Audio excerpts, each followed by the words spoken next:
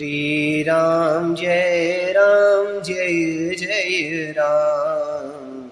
श्री राम जय जय राम। श्री राम जय जय राम। श्री राम जय जय राम। श्रीमद् गोस्वामी तुलसीदास विरचित श्री रामचरितमानस सचित्र और सटीक। आइए मानस प्रेमीगण, राम कथा की सुनने वाले प्रिय श्रोतागण, हम इस श्री रामचरितमानस में भक्तिमती माता शबरी की संक्षिप्त प्रसंग और प्रभु श्री रामचंद्र जी का उनको दर्शन होना और प्रभु श्री रामचंद्र जी के द्वारा उनको नौधा भक्ति प्रदान करना हम पाठ करते हैं। प्रभु श्री रामचंद्र जी जो है कबंध का उद्धार करने के पश्चात माता शबरी की कुटिया की ओर आते हैं। शबरी जो है प्रभु श्री रामचंद्र जी को दूर से ही देख कर उनके भाव क्या होते हैं, आइए हम पाठ करते हैं। सबरी देखी राम गृह आए, मुनि के वचन समुझी जिय भाई। सबरी जी ने श्री रामचंद्र जी को घर में आए देखकर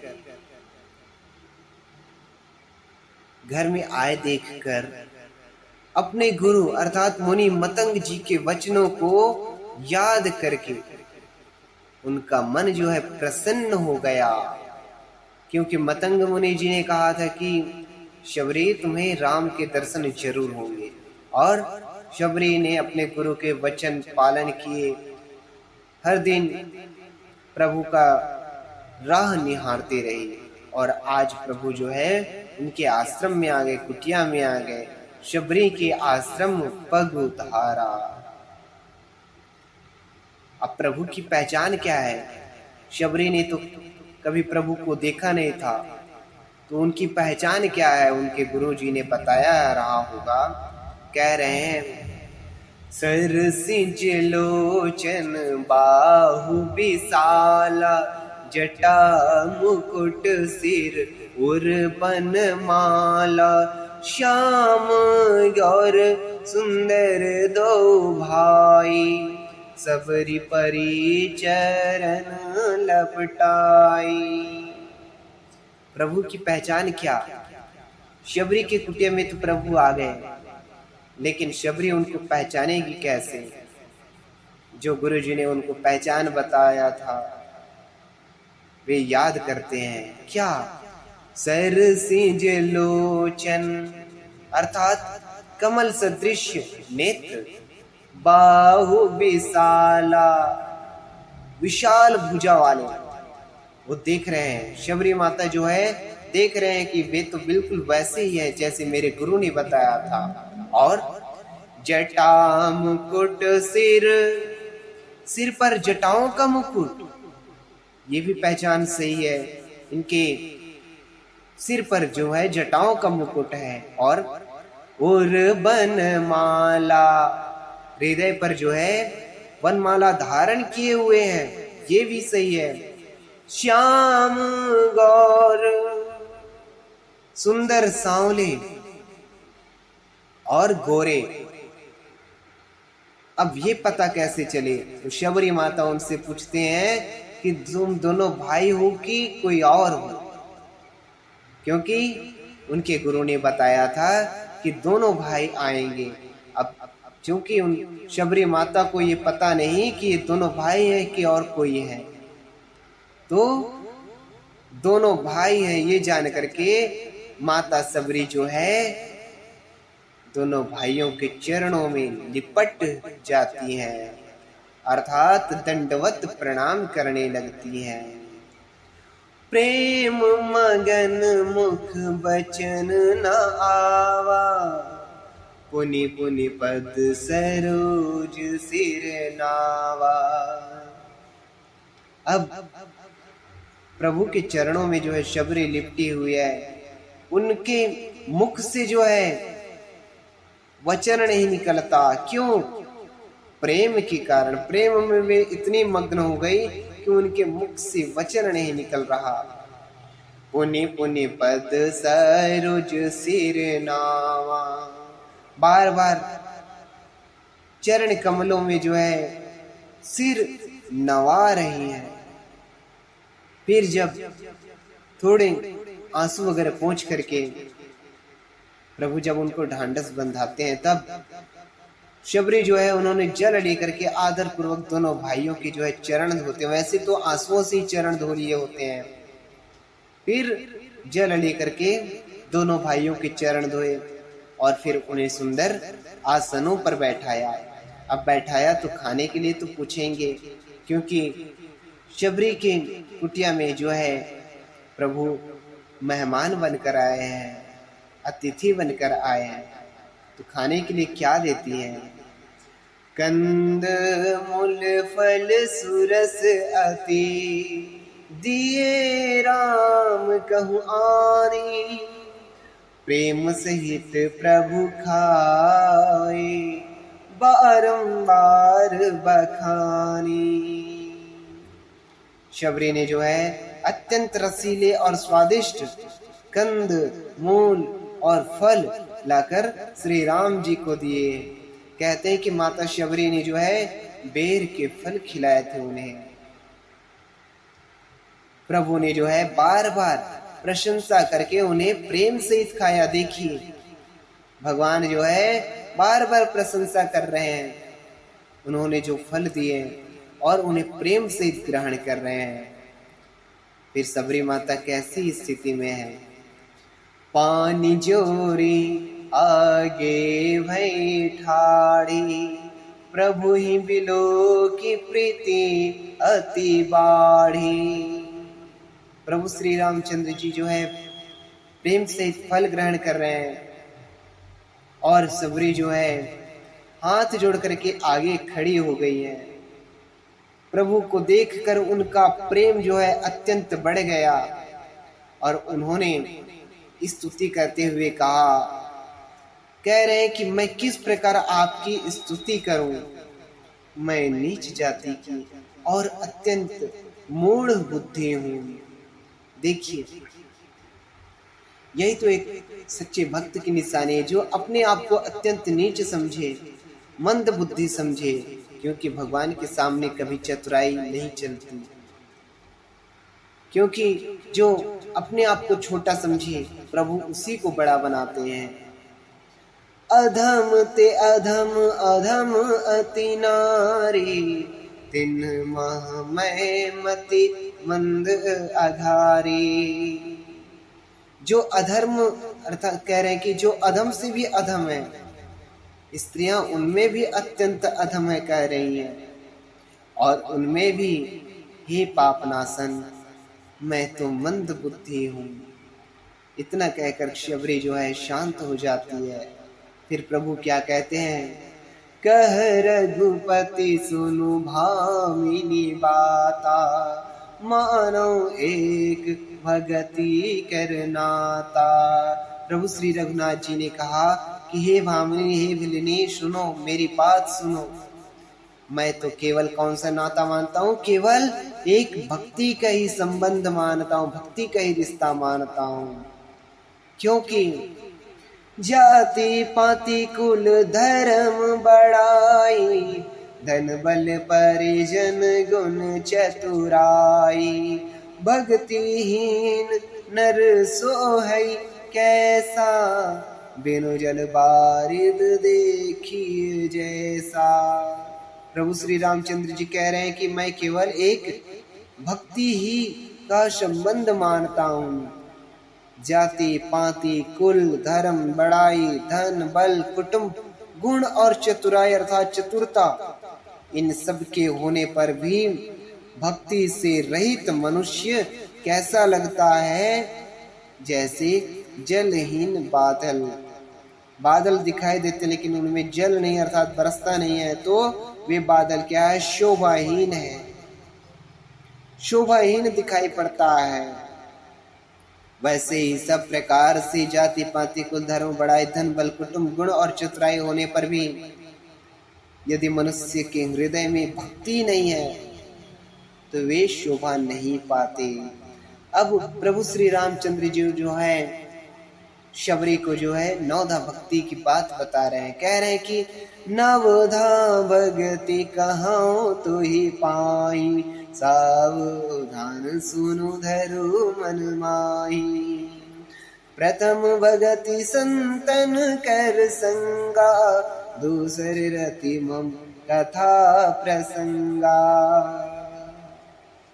माता शबरी को जो है प्रभु श्री रामचंद्र जी नवधा भक्ति की बात बता रहे हैं। कह रहे हैं कि हे शबरी, मैं तुझसे अब अपनी नवधा भक्ति कहता हूं, अर्थात 9 प्रकार की जो भक्ति है प्रभु को प्राप्त करने के लिए, वो भक्ति कहता हूं। तू सावधान होकर सुन और मन में धारण कर। सच बात है, कुछ भी अगर हम ज्ञान की बात सुन रहे हैं, सत्संग सुन रहे हैं, तो उन्हें ध्यान से सुनना चाहिए और मन में धारण कर लेना चाहिए। तो प्रभु श्री रामचंद्र जी क्या है, कह रहे हैं कि प्रथम भक्ति संतन कर संगा। पहली भक्ति है संतों का सत्संग। गोस्वामी जी ने सत्संग की महिमा बहुत गाए हैं श्री रामचरितमानस में। बिनु सत्संग विवेक न हुई, राम कृपा बिनु सुलभ न सोई। पुण्य बिनु मिला ही न संत, और संत भी जो है पुण्य के उदय हुए बिना नहीं मिलते, ऐसा गोस्वामी जी लिखते हैं। तो प्रथम भक्ति क्या है, संतों का सत्संग अर्थात संतों की संगति।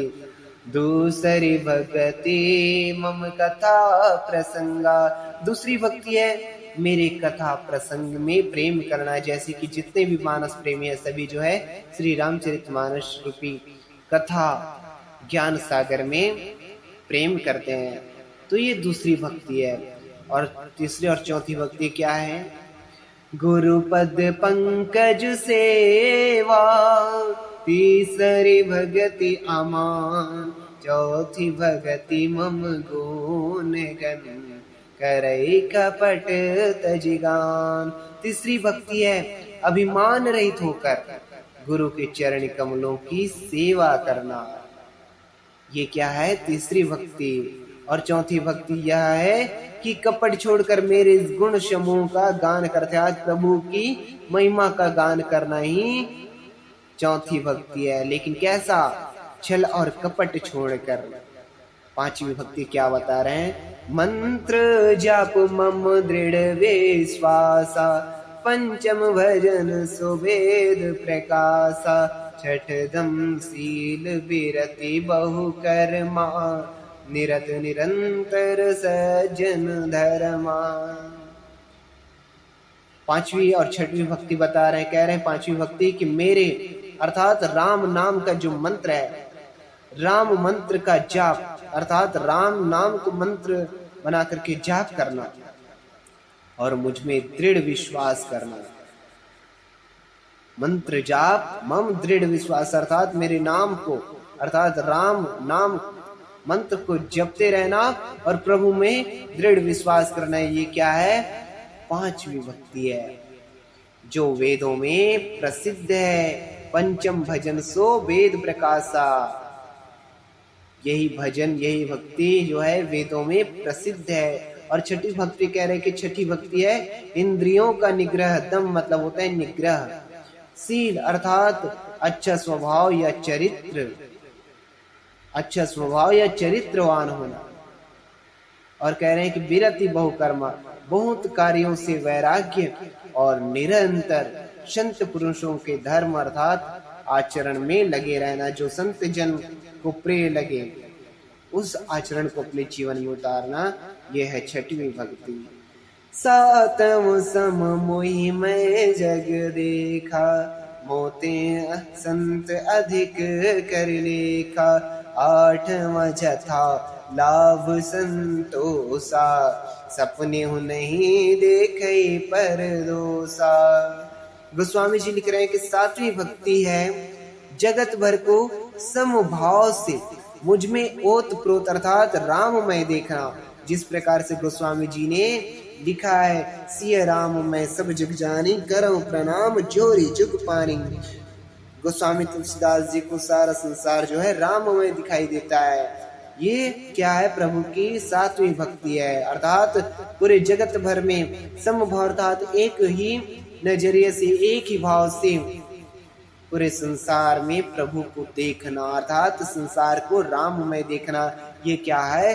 सात्विक भक्ति। और सात्विक भक्ति में ही एक और क्या जुड़ा हुआ है?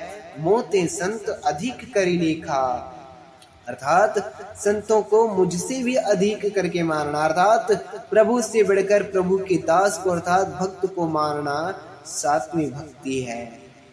आठवां जथा लाभ संतोषा, सपने हो नहीं देखे पर दोषा। आठवीं भक्ति क्या? आठवीं भक्ति है जो कुछ मिल जाए, दिन भर की जो मेहनत से जो कुछ भी आमदनी हो जाए उसी में संतोष करना, और स्वप्न में भी पराये दोषों को ना देखना। अर्थात दिन भर जो हम मेहनत मजदूरी करते हैं, जो भी नौकरी पेशा करते हैं, जितना भी मिल जाए उसमें उसी में जो है संतोष कर लेना चाहिए, और सपने में भी दूसरों के दोषों को नहीं देखना। ये क्या है? आठवीं भक्ति। नौवीं भक्ति क्या बताते हैं? नवम सरल सब सन छल हीना, मम भरोसे ही हरस न दीना। नवी भक्ति है सरलता और सबके साथ कपट रहित बर्ताव करना। कपट रहित बर्ताव क्यों? क्योंकि प्रभु ने कहा है कि निर्मल मन जन सो मोहि पाव, मोहि कपट छल छिद्र ना भावा। प्रभु को जो है कपट और छल छिद्र नहीं भाते, उनको सरलता प्रिय है, और सबके साथ जो है निष्कपट अर्थात कपट रहित होकर के बर्ताव करना, व्यवहार करना ही क्या है? नवमी भक्ति है। और क्या? हृदय में मेरा भरोसा रखना, अर्थात संसार में और किसी के ऊपर भरोसा करो या ना करो, लेकिन प्रभु के ऊपर जरूर भरोसा करना चाहिए। किसी भी अवस्था में हर्ष और दैन्य अर्थात विषाद करना होना, अर्थात जीवन में कोई भी परिस्थिति आ जाए, हर्ष हो, दुख हो, विषाद हो, ये सब में समभाव होना चाहिए। और इस प्रकार से प्रभु के जो है नाम का, प्रभु का जो है हृदय में भरोसा होना चाहिए। इन नवों में से जिनके एक भी होती है, वह स्त्री पुरुष जड़ चेतन कोई भी हो,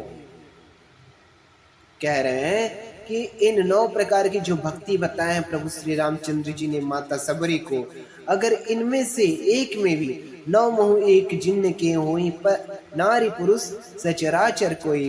इन 9 भक्ति में से कोई भी एक भक्ति, चाहे संतों की संगति हो, चाहे प्रभु की कथा में प्रेम हो, चाहे गुरु की भक्ति हो, चाहे 8वां जता लाभ संतोष हो, है ना, इन 9 भक्ति में से एक भी किसी के भी हृदय में, चाहे वह स्त्री हो, पुरुष हो, जड़ हो, चेतन हो, कोई भी हो, क्या? सोई अतिशय प्रिय भामिनी मोरी, सकल प्रकार भगति दृढ़ तोरी, जोगी वृंद दुर्लभ गति जोई, तो कहूँ आज सुलभ भई सोई। कह रहे कि स्त्री पुरुष जड़ चेतन कोई भी हो, हे भामिनी, मुझे वही अत्यंत प्रिय है जिनके हृदय में 9 में से कोई भी एक भक्ति हो। 9 की 9 हो तो वो तो और ही क्या बात। कहते हैं कि फिर तुझमें तो सभी प्रकार की भक्ति दृढ़ है, अर्थात तुमने संतों की संगति भी किया, गुरु की भी सेवा की, एक मेरा ही भरोसा किया, तुम्हारे अंदर कोई छल कपट नहीं है, एक मेरा ही भरोसा, और जो कुछ भी आमदनी होती है उसी में संतोष रहती हो, और हर तक मुझे ही देखती हो। ये सब प्रकार की भक्ति जो है तुम्हारे हृदय में है। अतएव जो गति योगियों को भी दुर्लभ है, वही आज तेरे लिए सुलभ हो गई है। किसके कारण? 9धा भक्ति के कारण। तो प्रभु कह रहे हैं कि मम दर्शन फल परम अनुपा, जीव पाव निज सहज स्वरूपा, जनक सुता कै सुधि भामिनी, जानहि कहु करिबर गामिनी।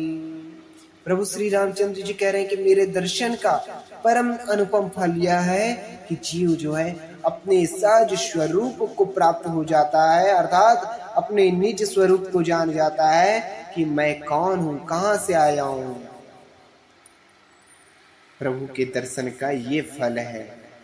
अब फिर प्रभु श्री रामचंद्र जी शबरी माता से पूछ रहे हैं कि यदि, हे माते, कि अब यदि तूने गजगामिनी अर्थात जानकी जी की कुछ पता हो, तुम्हें कुछ जानकारी हो तो मुझे बताओ, अर्थात मुझे उनके बारे में बताइए। कह रहे कि पंपा सरहि जाहु रघुराई, तहाँ होए सुग्रीव मिताई, सो सब कहि देव रघुबीरा, जानत हूँ बोझौ मति धीरा।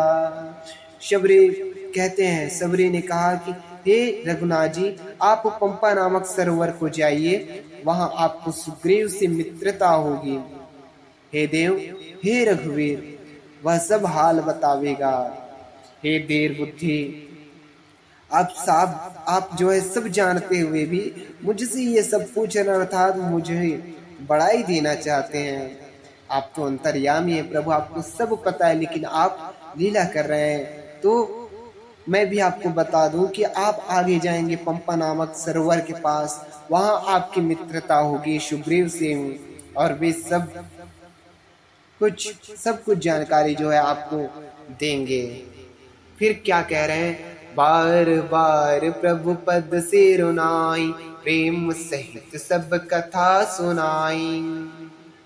बार बार प्रभु के चरणों में सिर नवाकर शबरी जो है प्रेम सहित उसने सब कथा कह सुनाई, अर्थात सुग्रीव जी के बारे में पूरी जानकारी प्रभु श्री रामचंद्र जी को कह सुनाई।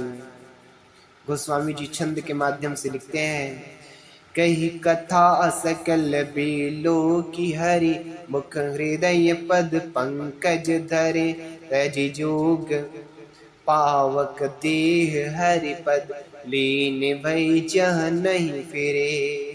नर विविध कर्म अधर्म बहुमत, शोक प्रद सब त्यागहु, विश्वास करि कहतास तुलसी, राम पद अनुरागहु।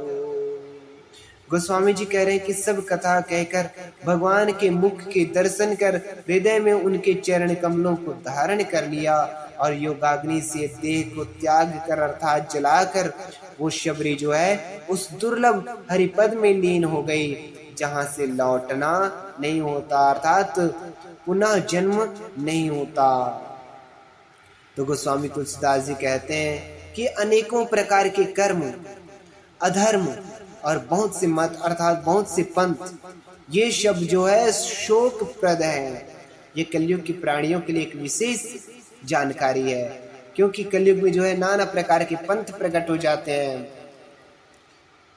कलियुग ग्रसे धर्म सब, है ना, कलयुग में जो है सब धर्म ग्रंथों को जो है कलयुग ग्रस लेता है, और नए नए पंथ के उत्पादक होते हैं, अर्थात नए नए पंथ यहाँ धारण करते जाते हैं, बनाते जाते हैं। तो कह रहे कि बहुत से मत, बहुत से कर्म अधर्म, बहुत से मत जो है ये सब क्या है, शोक प्रद है। तो गोस्वामी जी कह रहे हैं कि हे मनुष्यों, इनका त्याग कर दो और विश्वास करके श्री राम जी के चरणों में प्रेम करो। क्यों प्रेम करना है? जातिहीन अघ जन्म मही, मुक्त किन्नी असिनारे, महामंद मन सुख चहसी, ऐसे प्रभु ही विसारी। जो नीच जाति की अर्थात जिनका जन्म नीच जाति में हुआ और पापों की जन्मभूमि थी, अर्थात जिनके यहाँ पाप होते थे, जिनके कुल में परिवार में कहते हैं कि शबरी की जब शादी होने वाली थी तो उनकी शादी में कई सारे जानवरों को बारातियों के भोजन के लिए मारने वाले थे। तो ऐसे इनसे बढ़कर और पाप क्या होता है? तो इसलिए शायद गोस्वामी जी ने लिख दिया है कि पापों की जन्मभूमि थी। और ऐसी स्त्री को भी जिन्होंने मुक्त कर दिया, जो क्या थी, नीच जाति की थी और पापों की जन्मभूमि थी, ऐसी स्त्री को भी जिन्होंने मुक्त कर दिया। तो गोस्वामी जी कहते हैं कि अरे महादुर्बुद्धि मन, तू ऐसे प्रभु को भूलकर सुख चाहता है, ऐसे प्रभु को भूलकर सुख चाहता है, सुख कभी नहीं मिलेगा। सुख पाना है तो श्री राम जी के चरण कमलों में प्रेम करना पड़ेगा। जय जय श्री राम, जय जय श्री राम। इस प्रकार श्री शबरी की ये संक्षिप्त कथा नवधा भक्ति की जो ज्ञान गंगा है यहाँ पर प्रवाहित किया गया और शिक्षा दी गई कि जब नीच से नीच जाति की स्त्री को जो है प्रभु मुक्ति प्रदान करते हैं, अपने परम धाम प्रदान करते हैं, तो हम अगर उनकी निरंतर भजन करें, उनका नाम स्मरण करें, तो हम भी क्यों भवसागर से पार नहीं होंगे, जरूर हो जाएंगे। श्री राम जय जय राम, श्री राम जय जय राम।